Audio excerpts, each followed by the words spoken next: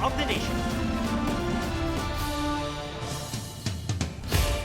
Umalingaw-ngaw ang sunod-sunod na putok ng baril sa loob ng Senado. Pati mga senador na nooy nagpupulong na ipit kaya humingi ng tulong sa mga otoridad. Ang latest sa sitwasyon sa Senado sa live report ni Jamie Santos. Jamie?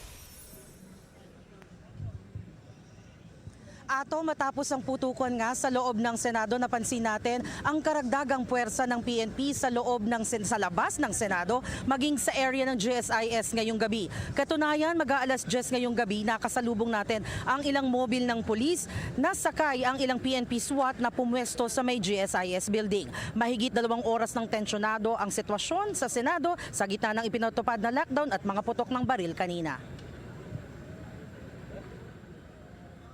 Meron po tayong natanggap na impormasyon na pagkatapos sa aming sesyon itong araw na ito, meron na po mga operatiba ng NBI at ng CIDG ang pupunta dito para ako'y arestuhin. Matapos ang ulat na may planong arestuhin si Senator Bato de la Rosa, sinabi ng Office of the Senate Sergeant at Arms, mayroon silang aarestuhin. Pero wala silang pinangalanan.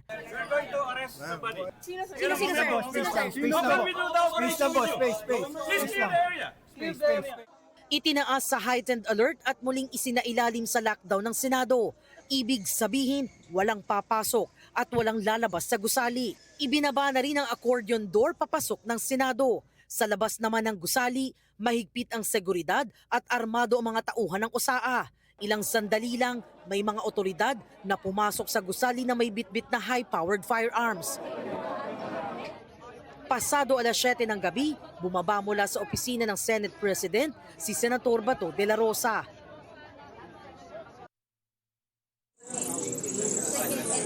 Sa gitna ng lockdown, narinig ang pagbarena ng 2 pintuan sa ground floor ng Senado. Ayon sa mga staff ng OSAA, papunta sa GSIS ang pintuan. Bago mag alas 8 ng gabi,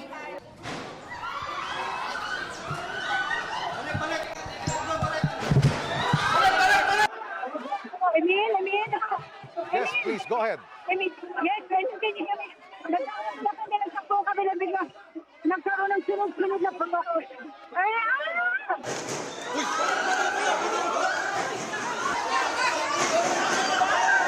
nagkaroon na ng putukan sa ikalawang palapag ng Senado. Nagtakbuhan ang mga Senate staff, pati ang mga nakaabang na media.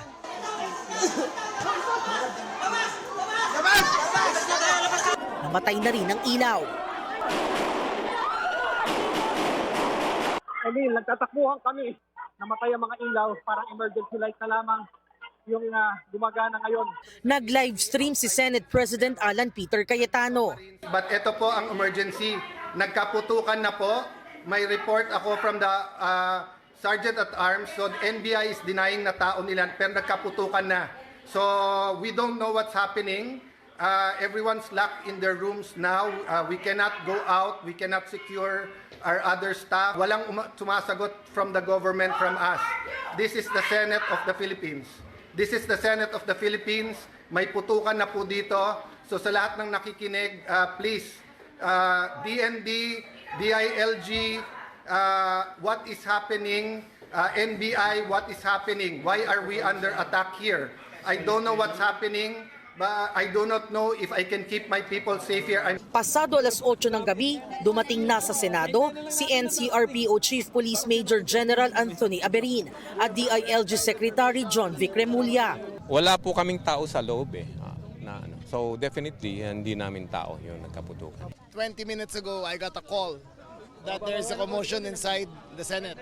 As of now, the report is no one is hurt. The perpetrators are not identified. I will not arrest Senator Bato. Just to be clear, I will not arrest him. I am here to secure everyone.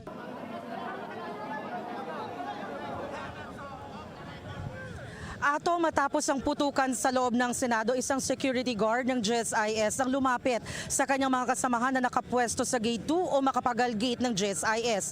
Ayon sa kanya, bigla na lamang may nagpaputok sa direksyon ng mga NBI. Hindi naman niya matukoy kung saan eksaktong nagmula ang putok ng baril. Anya, nasa itaas ang mga NBI agents at tila ang mga ito ang target ng pamamaril na nauwi sa palitan ng putok. May kasama rin umano siyang ilang ahente sa ibaba nang bigla na lamang sumiklab ang putukan. Naipit din daw siya kasama ng ilang NBI agents sa gitna ng insidente. Samantala, Atom, nagpapatuloy ang programa rito sa labas ng Senado at bukas na rin yung gate. Nakalabas na rin yung ilan nating kasamahan na reporters maging ang ilang Senate staff na naipit kaninang ng lockdown. At yan ang latest mula rito sa Senado. Balik sa iyo, Atom. Maraming salamat, Jamie Santos. Itinanggi ng NBI na sila ang nagpaputok sa loob ng Senado. Ayon kay NBI Director Attorney Melvin Matibag, wala silang dineploy na tauhan nila sa Senado dahil wala naman daw utos na arestuhin si Senator Bato de la Rosa. Lahat daw ng opisyal ng NBI ay nasa isang hotel ngayon para sa 3-day workshop at planning. Sabi ni Matibag, nalaman lang nilang may nagpaputok sa Senado nang tawagan siya ni Senator Loren Legarda. Sinabihan daw siya ng senadora na i-pull out ang kanyang NBI agents na sinagot naman ni Matibag na wala silang tauhan doon. Sa ngayon, hindi raw muna sila pupunta sa Senado dahil baka lalo silang mapagbintangan. Bahala raw muna ang PNP na mag-imbestiga.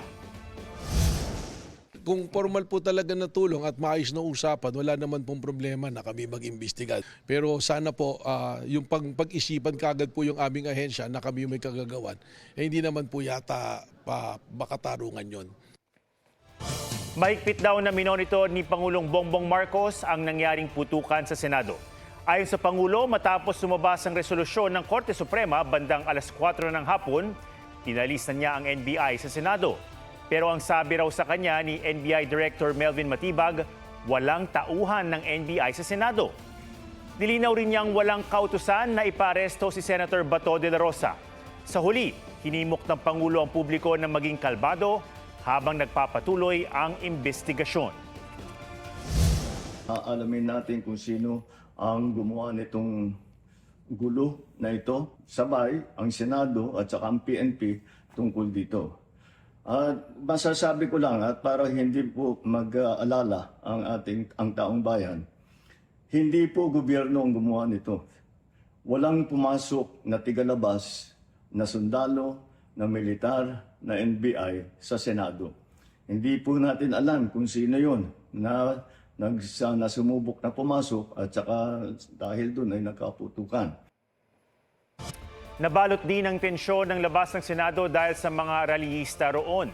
Sinabuyan ng tubig at binato ang sasakyan ni Senator Tito Soto habang papalabas ng Senate compound. May live report si EJ Gomez. EJ. Ato, magandang gabi. Simula nga kanina ay bantay sarado na ng mga pulis ang paligid ng Senado. Ilang grupo ng rallyista ang nananawagang makulong si Senador Bato de la Rosa at malitis si Vice Presidente Sara Duterte. Mas kumapal naman ang puwersa ng mga pulis ngayong gabi. Sa isang punto, sumugod at nagtangka namang paalisin ng ilang pro-Senator Bato protesters ang mga barikada. May nagpumilit na malagpasan ang mga pulis. Sa gitna ng gulo sa loob ng Senado, nakita naman si Senator Tito Soto na lumabas ng Senate compound. May nagsaboy ng tubig sa kanyang sasakyan. Sa isang Facebook post, ipinahayag ni Soto ang kanyang pagkadismaya sa PNP at iba pang security personnel. Bigo umanong kontrolin ng mga otoridad ang mga naggulo at umatake sa kanya habang nasa loob ng sasakyan. Ilang beses umanong pinaghahampas ang kanyang sasakyan, binato ng mga bote at pinagmumura. Ani Soto, ilang truck ng PNP ang nakadeploy sa Senado pero ganun pa rin ang nangyari. Wala pang pahayagang PNP kaugnay niyan. Atom, nananatiling makapal yung pwersa ng mga pulis dito at nakikita ninyo sa aking likuran yan yung police line. Sa aking kanan, ito mismo yung gate ng Senado at doon naman sa aming unahan ay yung patuloy na isinasagawang kilos protesta ng mga rallyista.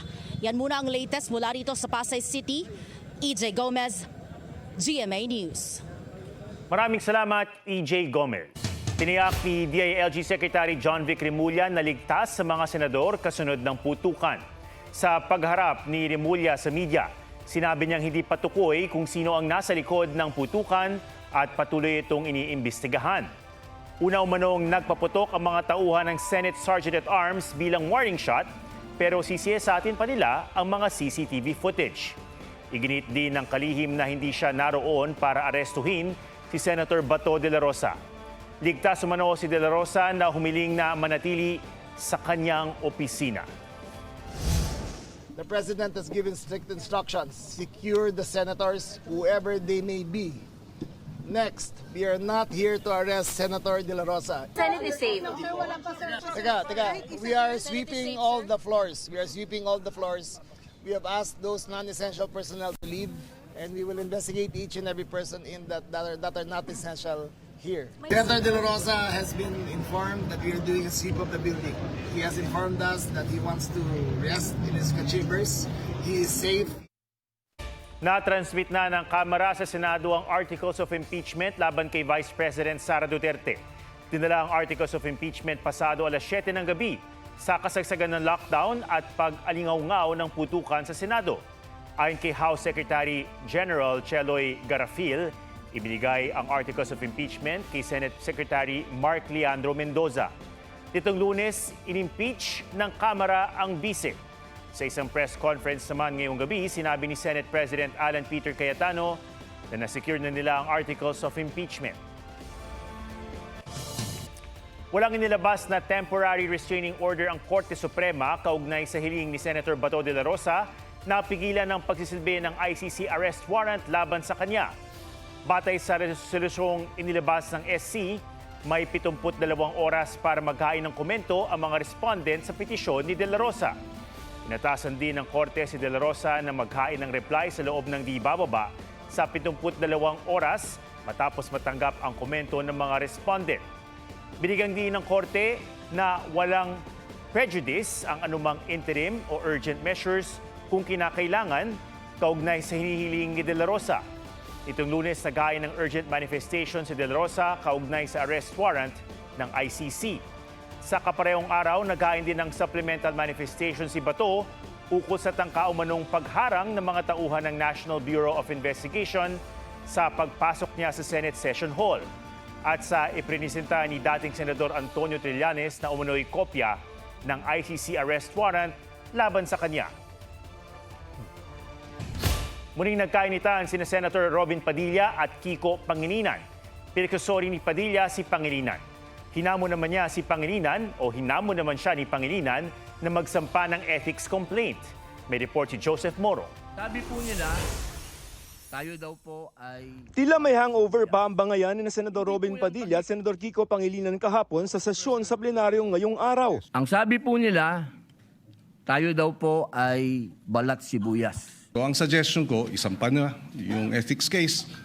Ang komento ni Padilla nag-ugat sa social media post kagabi ni Pangilinan na huwag maging balat sibuyas. Ani Pangilinan, sa tagal daw niya sa Senado na palagi may taasan ng boses sa mga maiinit na debate, wala pang reklamong umakyat sa Ethics Committee ng dahil dito. Kung itutuloy raw ni Padilla ang ethics complaint, sasagutin niya ito ng kontrareklamo sa umano'y pananakot, pagbabanta at pambubuli ni Padilla kahapon habang nakareses sila. Sa sesyon ngayong araw, pinagsusori ni Padilla si Pangilinan. Ako po ay neophyte kung tawagin. Napakainam po sana kung pakitaan niya ako ng magandang asal at ipakita sa akin na ganito, iho, ang pagsasabi ng I'm not finished. Hindi yung I have the floor with the burning eyes and the very high voice. Pag-abot ng kamay sa akin, hindi na on record. Pero hindi na siya pinatulan ni Pangilinan. Doon na po sa ethics committee natin pag-usapan ito dahil marami pang ibang mga mas importanteng bagay sa aking paniwala ang dapat nating talakayin. Pasado alas 4 ng hapon, muling nabalot ng tensyon ang Senado. Nakasuspindi ang sesyon para mag-break ang mga senador nang biglang magtakbuhan pa Senate Lounge sa mga miyembro ng Senate Sergeant at Arms. Going to the lounge, medyo nagkaroon ng commotion uli si Senator Robin at si Senator Pangilinan. But it was quickly satisfied, settled. Medyo nagkatabilan ng konti, nagsagutan na wala, nag-break sila doon. So magmimerienda lang sana sila. But on their way out, medyo siguro nagkasagutan ulit. So muntik na nagkaroon ng muntik lang naman.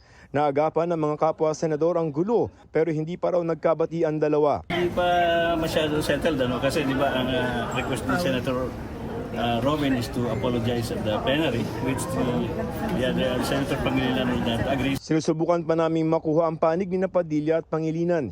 Joseph Morong, GMA News. At yan ang mga balitang dapat niyong malaman. Ito ang GMA News. Walang kinikilingan, walang pinoprotektahan. Noon at ngayon, serbisyong totoo. Ako po si Ato Maraulio at ito ang State of the Nation.